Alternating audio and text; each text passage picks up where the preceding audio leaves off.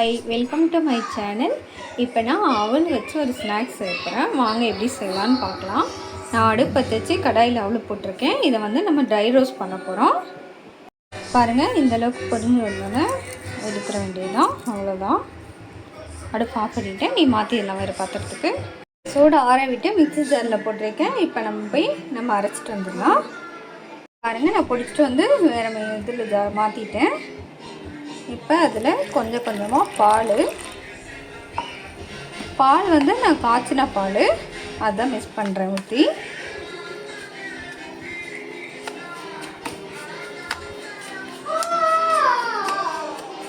நல்லா புட்டு மாதிரி பிணைஞ்சிக்கணும். அதுக்காக தான்.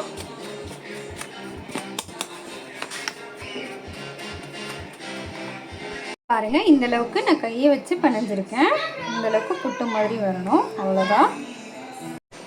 இங்கே கடாயில் நெய் ஊற்றிருக்கேன். இப்போ முந்திரியும் பாதாமையும் வறுத்துக்கலாம்.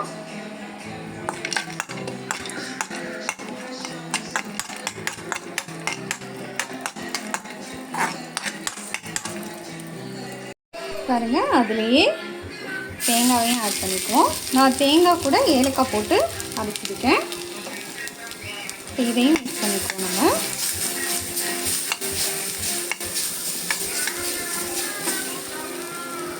நம்ம மறுபடியும் கடாயில் வெல்லம் போட்டிருக்கேன்.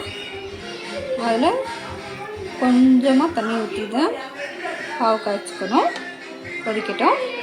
நம்ம பரட்டி வச்சுருக்கோம்ல, அது கூட நம்ம வறுத்து வச்சுருக்கத ஆட் பண்ணிக்குவோம்.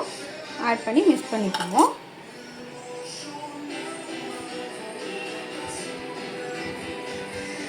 பரட்டி இந்த அளவுக்கு வச்சிட்டோம். இங்கே சர்க்கரை பாவை நான் ரெடி பண்ணிட்டேன்.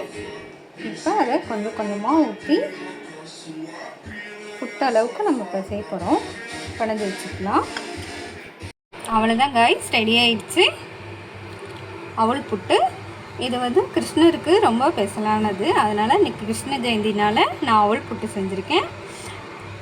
நீங்களும் ட்ரை பண்ணி பாருங்கள். ட்ரை பண்ணி பார்த்துட்டு எனக்கு லைக் பண்ணுங்கள், ஷேர் பண்ணுங்கள். Thank you guys. சப்ஸ்கிரைப் பண்ணுங்கள் கைஸ். அதோட